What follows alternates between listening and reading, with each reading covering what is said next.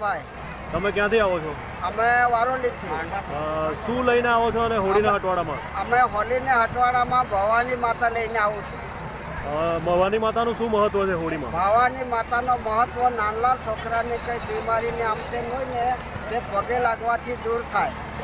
ખાસ કરીને જે છોકરાઓ છે, જે વાલીઓ છે, એ ભવાની માતા જે નાચે છે એને બાળકો આપે છે. હા, એનું શું કારણ છે એની પાછળનું? એના બાળકો આપે એટલે એના માટે શું થાય કે બાળકને કંઈ પણ બીમારી બહારને હોય કે આમ તેમ હોય તે નચાડે એનાથી દૂર થાય છે. એના માટે બાળકો અમને નચાવવા આપે છે. કેટલા વર્ષોથી તમે આવો છો? અમને 10-12 વર્ષથી અમે નાચતા આવીએ છીએ. બધા અઠવાડિયામાં બોલાવે એટલે આમંત્રણ આપે એટલું જાય. તમે કેટલા વર્ષોથી હટવાડામાં આવો છો? લગભગ 10-15 વર્ષથી અમે આવતા છે. અને શું લઈને આવો તમે? ભવાની માતા અમે લઈ આવતા છે.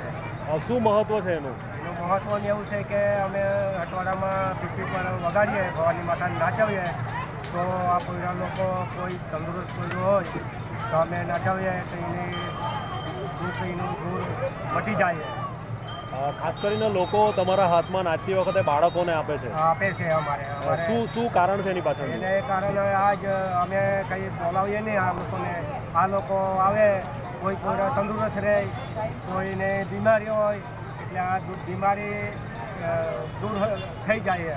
એને માટે કોઈ લોકો લઈ આવે ને નચાવવું. તમે કેટલા વર્ષોથી આવો છો? 15 વર્ષથી અમારે થઈ ગયું છે.